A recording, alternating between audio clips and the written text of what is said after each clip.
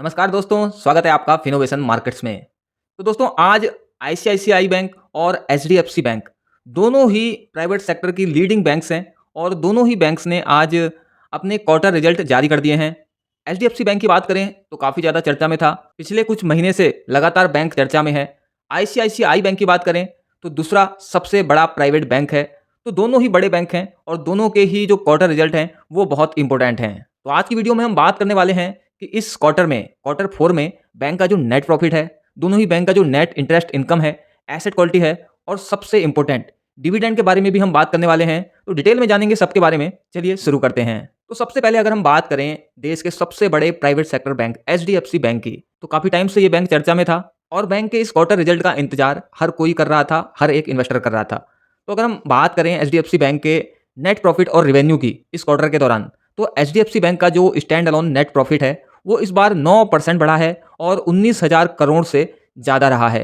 पिछले साल इसी क्वार्टर में ये 17,616 करोड़ रुपीस रहा था। अगर हम बात करें पूरे साल की, यानी कि फाइनेंशियल ईयर 26 की, तो बैंक का जो प्रॉफिट है वो ईयर ऑन ईयर बेसिस पर 11% बढ़ा है। बात करें अगर नेट इंटरेस्ट इनकम की और मार्जिन की, तो बैंक का जो नेट इंटरेस्ट इनकम है, यानी कि ब्याज से होने वाली जो कमाई है, उसमें 3.2% की ग्रोथ हमें देखने को मिली है और ये 33,000 करोड़ से ज़्यादा रही है।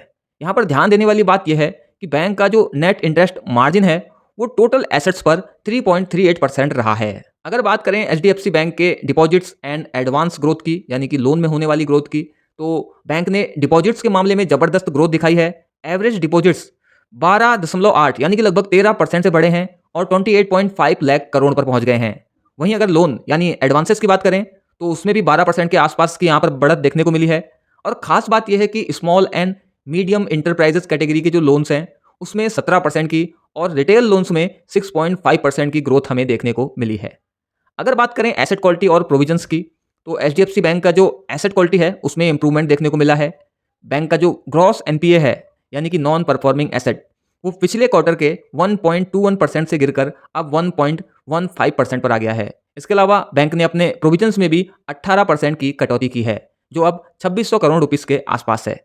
और अगर बात करें डिविडेंड की, जिसका इंतजार रहता है हर एक इन्वेस्टर को, तो एचडीएफसी बैंक ने हर शेयर पर 13 रुपए का डिविडेंड देने का अनाउंसमेंट किया है। और अगर हम इस साल के बीच में जो दिया गया था 2.5 रुपीस का स्पेशल इंटरिम डिविडेंड, उसको भी जोड़ लें तो इस साल का कुल डिविडेंड अभी तक का हो जाता है 15.5। और इसके लिए जो रिकॉर्ड डेट तय की गई है वो है 19 जून 2026 की। अब अगर बात करें आईसीआईसीआई बैंक के क्वार्टर 4 रिजल्ट्स की, तो देखिए आईसीआईसीआई बैंक देश का दूसरे नंबर का सबसे बड़ा प्राइवेट बैंक है और आईसीआईसीआई बैंक के नतीजे भी जो हैं काफ़ी अच्छे रहे हैं। प्रॉफिट में नज़र आई है कंपनी, प्रॉफिट बढ़ता हुआ नज़र आया है और बैंक का जो स्टैंड अलोन नेट प्रॉफिट है उसमें 8.5% की ग्रोथ देखी गई है और ये 13,702 करोड़ रुपीस रहा है। मजे की बात यह है कि पिछले क्वार्टर के कंपेयर में प्रॉफिट में 21% की भारी ग्रोथ देखने को मिली है। अगर बात करें प्रोविजंस की, तो इस क्वार्टर में आईसीआईसीआई बैंक की जो पूरा क्वार्टर रिजल्ट है उसमें सबसे मेन पॉइंट बैंक के प्रोविजंस ही रहे हैं, क्योंकि बैंक ने अपने प्रोविजंस को 89% कम किया है और बैंक के जो प्रोविजंस हैं वो अब सिर्फ 96.16 करोड़ हैं, जो कि पिछले साल के 891 करोड़ से बहुत कम है, 90% कम है, जो दिखाता है कि बैंक अपने फ्यूचर के लोन्स पर कितना ज़्यादा बिलीव करता है। अगर बात करें बैंक की नेट इंटरेस्ट इनकम और मार्जिन की, तो बैंक की जो नेट इंटरेस्ट इनकम है वो 8.4% से बढ़ी है और 22,989 यानी कि आप बोल सकते हैं 23,000 करोड़ के आसपास रही है। बैंक का जो नेट इंटरेस्ट मार्जिन है वो 4.32% रहा है, जो कि काफ़ी हेल्दी माना जाता है। अगर बात करें एसेट क्वालिटी की, तो आईसीआईसीआई बैंक ने अपने एसेट क्वालिटी को और स्ट्रॉन्ग किया है। ग्रॉस एनपीए 1.67 से इंप्रूव होकर 1.40 पर आ गया है। नेट एनपीए भी घटा है और 0.33% रह गया है। अगर बात करें डिविडेंड की, तो आईसीआईसीआई बैंक ने भी अपने इन्वेस्टर्स को खुश करते हुए 12 रुपए का डिविडेंड देने का अनाउंसमेंट किया है हर शेयर पर। और अगर मैं आईसीआईसीआई बैंक के करंट स्टॉक मार्केट प्राइस की बात करूं तो ये 1352 रुपीस के आसपास है, जो कि लास्ट ट्रेडिंग सेशन में था। तो अब दोनों बैंक्स के जो क्वार्टर रिजल्ट्स हैं उसको हमने देख लिया। तो अब यहाँ पर अब सवाल आता है कि दोनों बैंक्स में से किस बैंक के क्वार्टर रिजल्ट ज़्यादा बेहतर रहे हैं। अगर बात करें प्रॉफिट की, तो देखिए दोनों बैंकों ने लगभग 8.5 से 9% की सालाना ग्रोथ दिखाई है, लेकिन आईसीआईसीआई बैंक के लिए यहाँ पर क्वार्टर ऑन क्वार्टर बेसिस पर जो जंप देखने को मिली है प्रॉफिट के मामले में वो काफ़ी बेहतर है। अगर बात करें एसेट क्वालिटी की, तो दोनों ही बैंक के एनपीए जो हैं वो डाउन हुए हैं, अच्छी बात है। बट आईसीआईसीआई बैंक के जो प्रोविजंस हैं उसमें 89% की गिरावट आई है, जो कि एक बहुत बड़ा पॉजिटिव ट्रिगर है। डिविडेंड की बात करें तो एचडीएफसी बैंक ने 13 रुपए का डिविडेंड दिया है, आईसीआईसीआई बैंक ने 12 रुपए का डिविडेंड दिया है। और अगर दोनों ही बैंक के ग्रोथ ड्राइवर्स की बात करें तो एचडीएफसी बैंक के लिए जो small and medium enterprises loans थे और रिटेल लोन्स हैं, उसकी वजह से बैंक के जो प्रॉफिट है, रेवेन्यू है, उसमें ग्रोथ देखने को मिली है।